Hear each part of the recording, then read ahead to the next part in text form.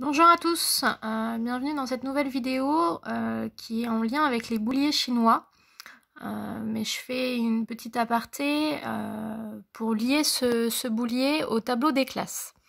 En fin de primaire et en sixième, on revoit le tableau des classes pour classer les nombres selon leur classe, c'est un peu répétitif.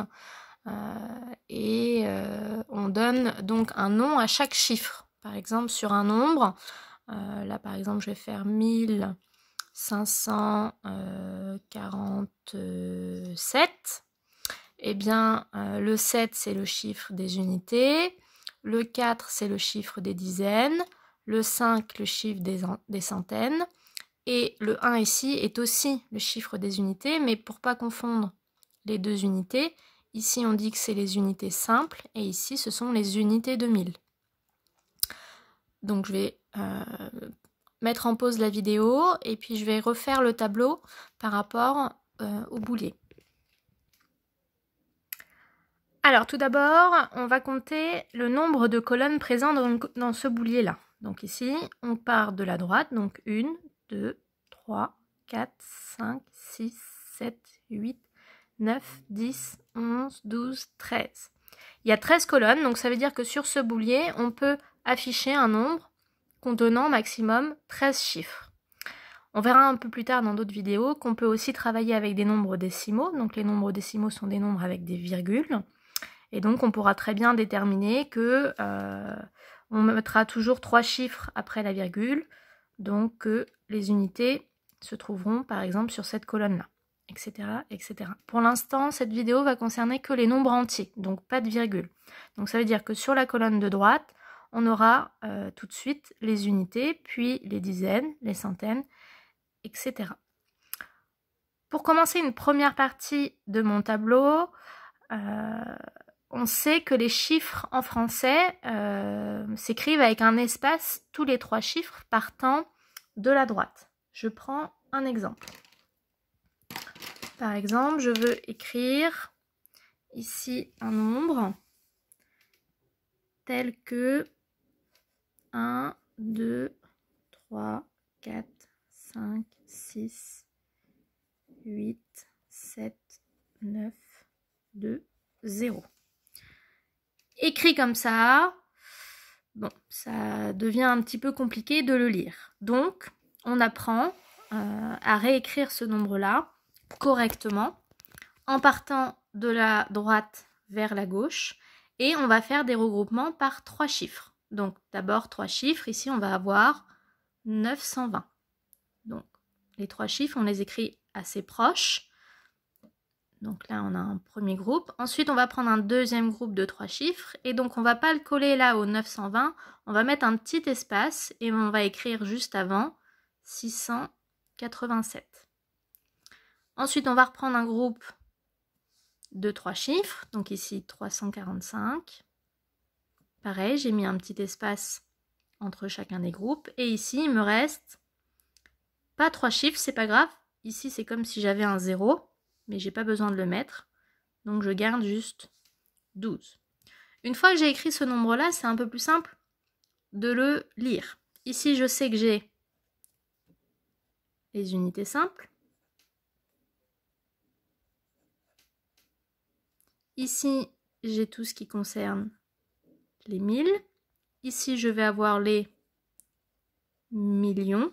Et au-dessus, je vais avoir les milliards. Donc, avec l'expérience, je sais lire ce nombre, 12 milliards, 345 millions, 687 920. Alors que si je lisais ce nombre-là où tous les chiffres sont à la suite, où j'ai mis des espaces en plus sans trop vouloir entre certains chiffres, du coup c'était impossible de le lire. Donc c'est bien comme ça qu'on lit un grand nombre. C'est à ça que sert ce grand tableau. Donc j'ai commencé d'abord par faire une première partie du tableau en isolant 3 colonnes par 3 colonnes. Donc ici, on l'a vu, les 3 chiffres de droite correspondent aux unités simples. Donc ici, ce seront les colonnes des unités simples. Je vais exprès changer de couleur pour mettre ici tout ce qui concerne les 1000. Les 1000 ou les unités de 1000. Ensuite, un peu plus loin ici, on a vu qu'on avait les millions. Donc je vais écrire les millions. Pas très pratique d'écrire avec le bouilli en dessous. Et une dernière couleur, on va mettre en bleu. Ici, on a vu que c'était les milliards.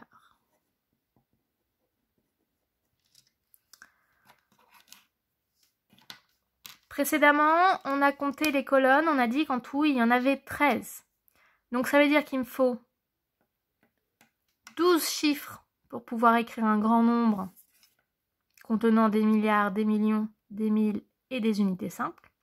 Et le 13e, là, ici, va concerner les billions. C'est assez rare, en tout cas à notre niveau collège, d'utiliser un nombre aussi grand. Mais ça existe. Faut pas croire que cette colonne ici est vide. Il existe encore plein d'autres colonnes vers la gauche. De la même façon, je vous ai dit qu'aujourd'hui, dans cette vidéo, on traite que les nombres entiers. Si ici on ajoute une virgule, on pourrait très bien rajouter aussi des colonnes à droite. C'est ce qu'on fera dans une prochaine vidéo. Pour voir comment s'appellent les nombres après la virgule, les nombres qui font partie de la partie décimale. Donc ici, je pourrais le marquer qu'on est dans la partie entière d'un nombre. Je vais recouper la vidéo quelques secondes pour pouvoir vous décomposer donc chaque catégorie en sous-catégories. Et donc on verra que c'est toujours les mêmes. Chaque nombre par grande colonne, par grande catégorie, s'appellera toujours la plus à droite les unités, celle du milieu les dizaines et celle de gauche les centaines. Une fois que je change de catégorie, j'arrive dans la catégorie des 1000, j'aurai toujours le chiffre des unités de 1000, des centaines de 1000, et, des dizaines de 1000 et ensuite des centaines de 1000. Si j'arrive dans les millions, à droite les unités des millions, au milieu les dizaines de millions, et à gauche les centaines de millions, etc., etc. Ça y est, mon tableau est fait. Donc, pour les nombres entiers, j'ai bien la catégorie des unités simples avec 3 chiffres, celui des unités, celui des dizaines, celui des centaines. Pour la catégorie des 1000, le chiffre des unités, des dizaines, des centaines, etc. pour les millions, les milliards. Et plus je vais vers la gauche, plus je répète ce motif. 3 chiffres par 3 chiffres, j'aurai à chaque fois celui des unités, des dizaines, des centaines, qui appartient à la catégorie que j'ai affichée en haut. Enfin, si je devais continuer une feuille là vers la droite, j'appellerais ça donc, je mettrais une virgule après mon chiffre des unités et j'aurai les colonnes qui concernent la partie décimale. On le fera dans une prochaine vidéo. Je vais m'arrêter là et dans une prochaine vidéo, donc, je replacerai le boulier sur mon tableau et on commencera à écrire des nombres avec ce boulier. À bientôt!